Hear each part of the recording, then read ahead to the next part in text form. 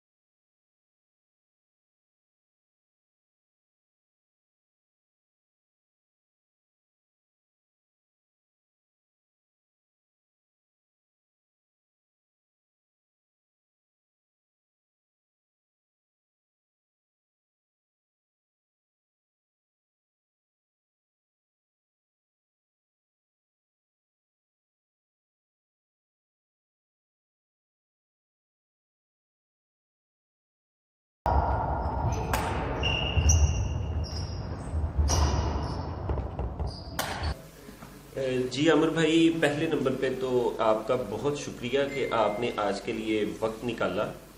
तो मैं तो अपने आप को सबसे पहले ये खुशकिस्मत समझता हूँ कि मैं आपके साथ बैठ के ये बातचीत कर रहा हूँ।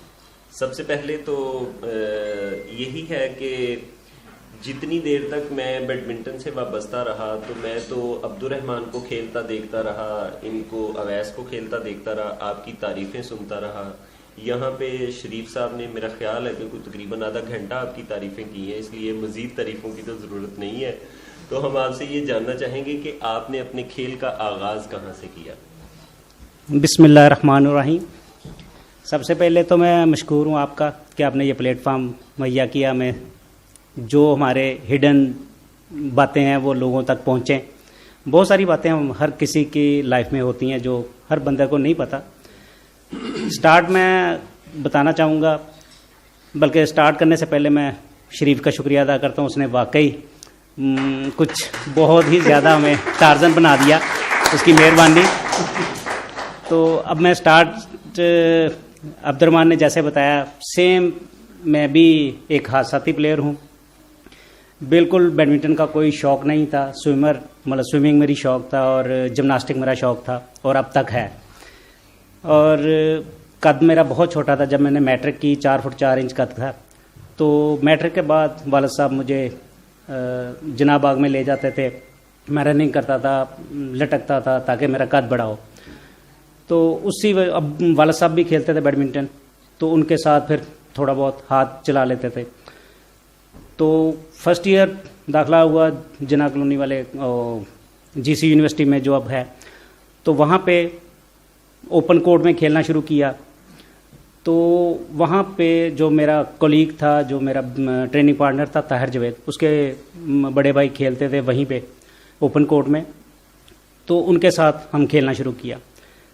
तो क्योंकि मेरे फादर भी बैडमिंटन खेलते थे और वो जाहिद मकबूल साहब को अच्छी तरह जानते थे और उन्हें पता था कि ये इस लेवल के प्लेयर हैं, तो उन्होंने फर्स्ट टाइम हमारा शौक़ देख के मुझे और ताहिर जवेद को फर्स्ट टाइम पुलिस लाइन ये वहाँ पे ट्रेनिंग करते थे, वहाँ पे लेके गए कि मैं आओ इनके साथ आपको खिलाता हूँ। उनकी एकेडमी में हमें छोड़ के आए। उससे पहले एक तारफ़ जाहिद मकबूल से हमारा हो चुका था, मेरा और ताहिर जवेद से। पाक स्वीट फैसलाबाद के तमाम बंदों को पता है, वहाँ पे नहीद साहब होते थे। उनके पास मैं मिठाई लेने गया तो उन्होंने कहा कि देर कर रहे थे। मैंने कहा नहीं साहब इतनी देर से थे गेम ख़त्म हो जाती। तो जाहिद मकबूल साहब बिल्कुल साथ बैठे थे, उनके दोस्त थे। तो कहते आप क्या खेलते हो? मैंने कहा जी बैडमिंटन। यार इन्होंने मुझे ये अल्फाज बोले कि मैं पुलिस लाइन में बॉडी बिल्डिंग करता हूँ, तो रैकेट में पकड़ के मैं भी खेल लूँगा, तो तुम नहीं ईद के साथ कभी आना, मैं मैच खेलूँगा आपसे। तो शौक़ था, बच्चे थे। तो खैर नहीं साहब के साथ एक दिन चले गए। वहाँ पे जाके पता चला ये तो पाकिस्तान नंबर 2 है और डबल में चैम्पियन है। तो वहाँ बहरहाल इन्होंने जो मेरे साथ ज़्यादतियाँ की वो एक प्लेयर को पता होता है। खैर वहाँ से आगे फिर मेरे वाला साहब ने इनके साथ हमें ज्वाइन कराया है और बहुत ही खुले दिल से जाहिद साहब का और नहीद साहब का शुक्रिया अदा करूँगा। आपको मेरी बात से अंदाज़ा हो गया का कि उन्होंने हम पे बहुत मेहनत की। ये जो प्लेटफॉर्म है ये जज्बात एक्सप्रेस करने के लिए ही है। बहरहाल आप यहाँ पे जिस मर्जी लहजे में बात कर इन्होंने बहुत बहुत बहुत मेहनत की।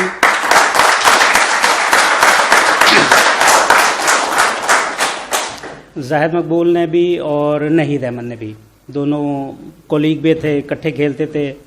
और जिस लेवल पे इंसान सोच सकता है उस लेवल तक इन्होंने मेहनत की मुझ पे। और ताहिर जवेद पे भी बहुत मेहनत की। मुझ में और ताहिर जवेद में सिर्फ एक फ़र्क था कि मैं इनकी रिस्पेक्ट बहुत करता था। हमारी अक्सर लड़ाई होती थी ताहिर जवेद के साथ मेरी आपस में, क्योंकि इकट्ठे खेलते थे। तो हमेशा इन्होंने मुझे कहना कि आमिर तुम छोड़ दो और मैंने पीछे हट जाना। शायद ये वजह थी कि इनके नज़रों में मैं एक अच्छा फील हुआ या मैं एक रिस्पेक्टिव पर्सन था। बहरहाल मैं फिर इनकी मतलब तारीफ़ करूँगा कि इन्होंने मुझ पर बहुत मेहनत की हर लिहाज से। मैं अमर भाई की इस बात की तायीद करता हूँ। मेरे उस्ताद हैं उमर गजाली साहब, तो वो पिछले दिनों में एक जगह पे गुफ्तगू हो रही थी तो वो बता रहे थे कि हमारे मुआशरे का इस वक्त का सबसे बड़ा अलमिया ये है कि हमने अपने बच्चों को निडर बनाना चाहा और वो बदतमीज बन गए। ये इस वक्त का सबसे बड़ा अलमिया है। वो कहते हैं कि आप अदब किसी भी चीज से निकाल दो, माँ बाप के रिश्ते से निकाल दो, उस्ताद शागिर्द के रिश्ते से निकाल दो, तो आपको फिर वैसा ही मुआशरा नजर आएगा जैसा इस वक्त हमारा है। हमने अपने टीचर्स की कदर करना छोड़ दी, हमने अपने पेरेंट्स की कदर करना छोड़ दी, हमने अपने खिलाड़ियों की कदर करना छोड़ दी। तो आज हम पूरी दुनिया में जिस तरह का हमारा हाल है हम जानते हैं। तो हम दूसरों को हमेशा इज्जत देंगे, हम अदब करेंगे तो हमें किसी मंजिल पे पहुंचना नसीब होगा। जिन लोगों ने अदब किया है उनके साथ एक टाइटल की लिस्ट है। आप आमिर इस्लाम के अगर कभी टाइटल देखना चाहें आप पर्सनली मुझसे मतलब बात कर सकते हैं। मैं आपको आमिर इस्लाम साहब के टाइटल भेज सकता हूं कि जो उन्होंने बैडमिंटन में हासिल किए हैं। और उनकी गुफ्तगू जो अब तक यहां तक है वो सिर्फ मैं इस नतीजे पे पहुंचा हूं कि ये जहां खड़े हैं वहां अदब की वजह से खड़े।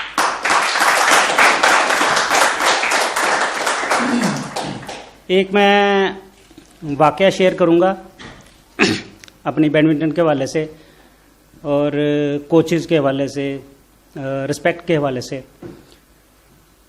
कि जाहिद साहब की कमर में पेन थी। वो कोई साल नहीं खेल सके अच्छी तरह, लेकिन मुझे बहुत अच्छी तरह याद है कि कम से कम जहाँ पे हम ट्रेनिंग करते थे वो यूनिवर्सिटी ग्राउंड इनके घर से पूरी कोई 10 किलोमीटर या 8 किलोमीटर के करीब थी। तो ये सुबह वहाँ पे सिर्फ मुझे ट्रेनिंग करवाने आते थे, बैठे रहते थे, ट्रेनिंग मेरी देख के फिर वापस जाते थे।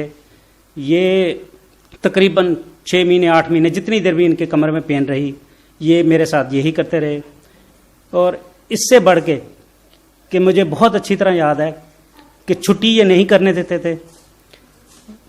एक बड़ी ईद का वाक़या मुझे याद अच्छी तरह कि बड़ी ईद थी, क्योंकि कुछ लोग सेकंड डे कुर्बानी करते हैं, हमने भी सेकंड डे कुर्बानी की। तो ये सेकंड डे मेरे घर पहुंचे यूनिवर्सिटी ग्राउंड से होके कि तुम वहाँ पे पहुँचे क्यों नहीं। तो मैंने कहा सर ये देखिए कुर्बानी हो रही है। कहते कुर्बानी तू करनी सी।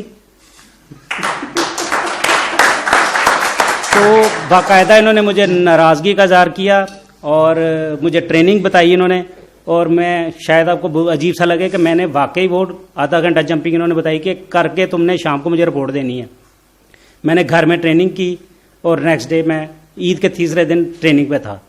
तो ये इनकी मोहब्बत, इनकी मेहनत है जो मैं इस वक्त यहाँ पे हूँ।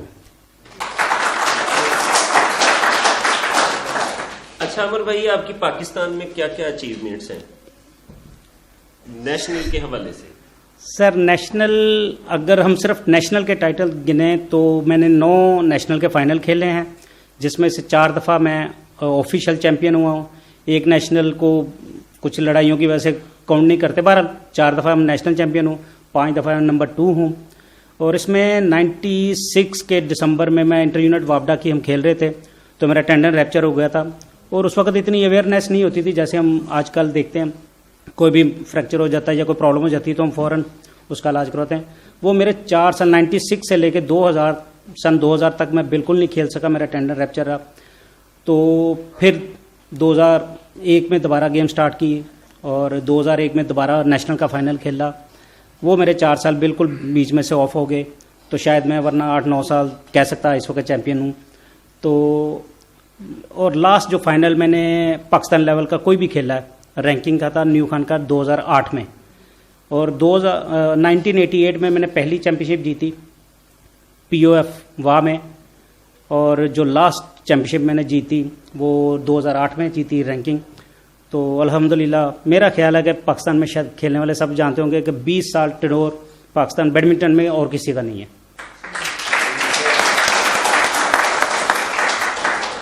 अच्छा अमर भाई, पाकिस्तान से बाहर निकलते हैं कि आपने बैरूनी मुमालिक के कितने दौरे किए और वहाँ पे आपकी क्या अचीवमेंट रही? दौरे तो खैर नहीं याद होंगे, अल्हम्दुलिल्लाह काफ़ी किए हैं, क्योंकि 88 में मैं पहली दफ़ा, 87 में पहली दफ़ा टीम में आया हूँ। तो लास्ट मैंने 2005 में टूर किया, उसके बाद मैंने रिटायरमेंट ले ली टूर से, वरना मैं शायद और खेल सकता। लेकिन बहरहाल तो जो मेन सबसे अच्छी अचीवमेंट है जो मैं हमेशा कोट भी करता हूँ कि एशियन गेम्स में 90 में मैंने क्वार्टर फाइनल खेला, जिसकी वजह से पाकिस्तान नंबर और एशिया नंबर 5 का टाइटल मुझे मिला अल्हम्दुलिल्लाह। और सेकंड मैं और तारिक वदूद, हम 2 ही प्लेयर हैं जिन्होंने सिंगल में individually Pakistan number Asia number 5 का टाइटल लिया इंडिविजुअली।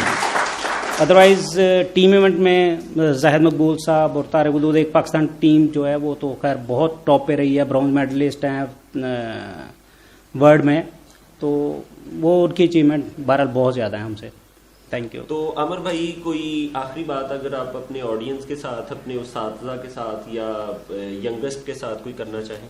ये बिल्कुल मैं करना चाहूँगा आखिरी बात, और बल्कि सबसे ज़्यादा करना चाहे तो भी कर सकते नहीं, हैं। ये सबसे इम्पोर्टेंट बात है आप सब के लिए जो भी इसको वीडियो में देखें या जैसे भी देखें, कि प्लीज़ प्लीज़ प्लीज़ स्पोर्ट्स ज़रूर करें, हर सूरत करें, लेकिन पढ़ाई के अगेंस्ट नहीं। पढ़ाई पहले, फिर स्पोर्ट्स। और जो बच्चे भी पढ़ाई छोड़ के गेम करना चाहें, मैं उन्हें बिल्कुल रिकमेंड नहीं करूँगा।